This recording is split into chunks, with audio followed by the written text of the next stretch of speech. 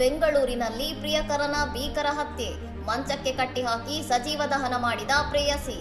ಬ್ಯಾಡರಹಳ್ಳಿ ನಿವಾಸಿ ಕಿರಣ್ ಎಂಬುವವರನ್ನು ಅವರ ಪ್ರೇಯಸಿ ಪ್ರೇಮ ಎಂಬಾಕೆ ಮೈ ಮೇಲೆ ಸೀಮೆಎಣ್ಣೆ ಸುರಿದು ಬೆಂಕಿ ಹಚ್ಚಿ ಕೊಂದಿದ್ದು ಸದ್ಯ ಪೊಲೀಸರ ವಶದಲ್ಲಿದ್ದಾಳೆ. ಕಳೆದ ಆಗಸ್ಟ್ನಲ್ಲಿ ಪರಿಚಯವಾಗಿದ್ದ ಇವರಿಬ್ಬರು ಫೆಬ್ರವರಿ 14ರಂದು ಪ್ರೇಮ ನಿವೇದನೆ ಮಾಡಿಕೊಂಡಿದ್ದರು. ಪ್ರೇಮ ತನ್ನ ಪ್ರಿಯಕರನಿಗಾಗಿ 4.5 ಲಕ್ಷ ರೂಪಾಯಿ ಮೌಲ್ಯದ ಬೈಕ್ ಕೊಡಿಸಲು ಮುಂದಾಗಿದ್ದಳು. ಇತ್ತೀಚೆಗೆ ಕಿರಣ್ ಅಂತರ ಕಾಯ್ದುಕೊಳ್ಳಲು ಆರಂಭಿಸಿದ್ದರಿಂದ ಮನನೊಂದಿದ್ದ ಪ್ರೇಮ ಆತನನ್ನು ಕೊಂದು ತಾನು ಸಾಯಲು ಮೊದಲೇ ಸಂಚು ರೂಪಿಸಿದ್ದಳು ಎಂದು ತಿಳಿದು ಬಂದಿದೆ.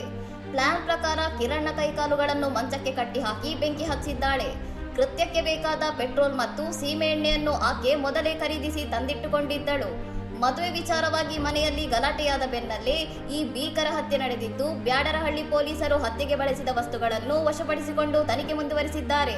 ಇನ್ನಷ್ಟು ಸುದ್ದಿಗಳಿಗಾಗಿ ನೋಡ್ತಾ ಇರಿ ಸೌರಂ ಟಿವಿ.